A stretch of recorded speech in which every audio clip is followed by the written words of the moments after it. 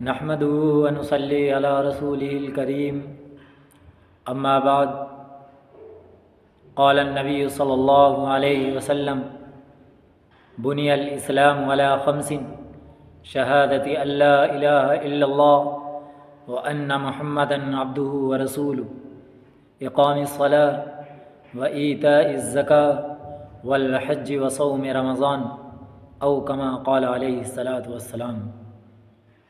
معزز سامعین اکرام، میں نے پچھلے بیان کے اندر یہ بیان کیا تھا کہ ہر مسلمان کے لیے کتنا علم دین سیکھنا ضروری ہے، ہر مسلمان پر کتنا دین سیکھنا فرض عین ہے، کتنا دین کا علم ہونا ضروری ہے، اس کو میں آج سے انشاءاللہ بیان کرنا شروع کروں گا۔ اس لیے آپ حضرات سے گزارش ہے کہ اگر آپ نے ابھی ہمارے چینل کو سبسکرائب نہیں کیا تو سبسکرائب کر لیں تاکہ معلومات آپ تک بھی پہنچتی رہیں۔ میرے محترم دوستو، اللہ کے رسول صلی اللہ علیہ وسلم نے اسلام کی بنیاد 5 چیزوں پر بتائی ہے کہ اسلام کی جو بنیاد ہے 5 چیزوں پر ہے۔ نمبر 1، اس بات کی گواہی دینا کہ اللہ کے علاوہ کوئی معبود نہیں اور محمد رسول اللہ صلی اللہ علیہ وسلم اللہ کے رسول ہیں۔ نمبر 2، نماز قائم کرنا۔ نمبر 3، زکوٰۃ دینا۔ نمبر 4، حج کرنا۔ نمبر 5، رمضان کے روزے رکھنا۔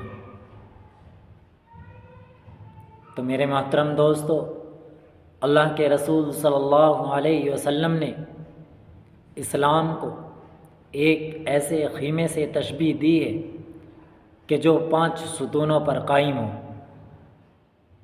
ایک ستون بیچ میں ہو اور 4 ستون اس خیمے کے چاروں طرف ہوں۔ اب اس میں سمجھنے کی بات یہ ہے کہ جس طرح خیمے کے اندر اگر 5 ستون ہوں، ایک ستون بیچ میں ہو اور 4 ستون اس کے چاروں طرف ہوں، تو اب اگر بیچ کا ستون ہٹا دیا جائے تو اس صورت میں خیمہ قائم ہی نہیں ہو سکتا، اور اگر بیچ کا ستون باقی رہے لیکن چاروں طرف کے کسی ایک ستون کو ہٹا دیا جائے تو اب خیمہ تو قائم ہو جائے گا لیکن ادھورا اور ناقص ہوگا۔ اسی طرح اسلام کی عمارت یا اسلام کا یہ عالیشان خیمہ 5 ستونوں پر قائم ہے۔ بیچ کا ستون کون سا ہے؟ اس کا بیچ کا ستون کلمہ طیبہ ہے، لا الہ الا اللہ محمد الرسول اللہ صلی اللہ علیہ وسلم۔ یہ اسلام کے خیمے کا بیچ کا ستون ہے، اور نماز، روزہ، حج اور زکوٰۃ یہ چاروں طرف کے ستون ہیں۔ اب اس میں سمجھنے کی بات یہ ہے کہ بیچ کا ستون یعنی کلمہ طیبہ لا الہ الا اللہ محمد الرسول اللہ صلی اللہ علیہ وسلم، یہ بیچ کا ستون ہے۔ اب اگر اس کو ہٹا دیا جائے، یعنی اگر کوئی آدمی کلمہ طیبہ کو ہی نہیں مانتا تو آدمی اس کے بغیر مسلمان ہی نہیں ہو سکتا۔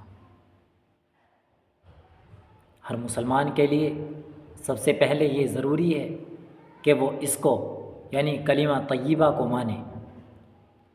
اور اس کو ماننے کا مطلب کیا ہے؟ اس کو ماننے کا مطلب یہ ہے کہ اس کے اندر 3 جز ہیں۔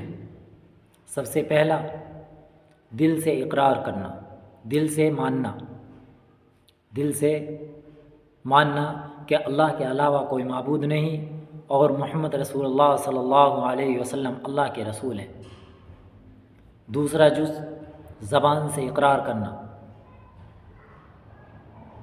اور تیسرا جز، عمل بالارکان، یعنی جو احکام اللہ کے رسول نے، اللہ تبارک و تعالیٰ نے انسان کو بتائے ہیں، ان تمام احکاموں پر عمل کیا جائے، اس کا نام اسلام ہے، تبھی آدمی مسلمان ہو سکتا ہے۔ اب اگر کوئی آدمی دل سے تو اقرار کرتا ہے لیکن زبان سے نہیں مانتا، دل سے مانتا ہے زبان سے نہیں اقرار کرتا، تو اب اس صورت میں وہ شخص مسلمان نہیں ہو سکتا۔ اس لیے دل سے ماننا بھی ضروری ہے، زبان سے اقرار کرنا بھی ضروری ہے۔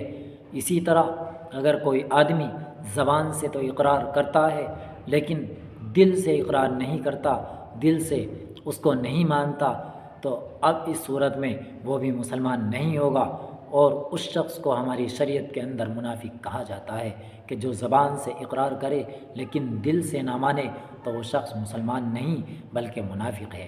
اس لیے کلمہ طیبہ کو دل سے بھی ماننا ضروری ہے، زبان سے بھی ماننا ضروری ہے، اور اس کا تیسرا جز عمل بالارکان، یعنی جو اللہ نے اور اللہ کے رسول نے ہمیں اعمال بتائے ہیں، احکام بتائے ہیں، یہ بھی ہمارے ایمان کا ایک جز ہے، اسے بھی آدمی کو ماننا ضروری ہے، ماننا چاہیے۔ اور دوسری بات یہ ہے لا الہ الا اللہ، جب ہم نے کہا لا الہ الا اللہ تو ہمیں یہ ماننا ضروری ہے کہ اللہ کے علاوہ کوئی معبود نہیں، اللہ کے علاوہ کوئی حاجت روا نہیں، اللہ کے علاوہ کوئی مشکل کشا نہیں، اللہ کے علاوہ کوئی ہماری ضرورتوں کو پورا کرنے والا نہیں۔ اگر کوئی ضرورتوں کو، اگر کوئی ہماری دعاؤں کو قبول کرنے والا ہے، ہماری حاجتوں کو پوری کرنے والا ہے، تو وہ صرف اور صرف اللہ تبارک و تعالیٰ ہے۔ ہمیں اگر اپنا سر جھکانا ہے تو صرف اللہ تبارک و تعالیٰ کے سامنے سجدہ کرنا ہے، اس کے علاوہ ہم کسی کے سامنے سر نہیں جھکا سکتے، کسی کے سامنے سجدہ نہیں کر سکتے۔ اور اس کا دوسرا جز محمد الرسول اللہ، محمد اللہ کے رسول ہیں۔ اس کا مطلب یہ ہے کہ ہم مانتے ہیں کہ محمد اللہ کے رسول ہیں، اور محمد رسول اللہ صلی اللہ علیہ وسلم نے ہمیں جو شریعت دی ہے، ہمیں جو قرآن کریم دیا ہے، ہمیں جو بتایا ہے، ہمیں ان تمام باتوں پر عمل کرنا ہے۔ جن باتوں پر عمل کرنے کو کہا ہے ان تمام کاموں کو ہمیں کرنا ہے، اور جن کاموں سے منع کیا ہے ان کاموں سے ہمیں باز رہنا ہے۔ اور یہی ہمارے ایمان کا سب سے پہلا جز اور سب سے پہلا سبق ہے۔ اللہ تبارک و تعالی ہمارے ایمان کی حفاظت فرمائے۔ وآخر دعوانا ان الحمد للہ رب العالمین۔ اس کے بعد میں آگے انشاءاللہ سب سے پہلے عقائد کو بیان کروں گا، پھر اس کے بعد نماز کے مسائل، پھر روزہ، پھر حج اور پھر زکوٰۃ کے انشاءاللہ تعالی تمام مسائل کو میں ترتیب وار ذکر کروں گا۔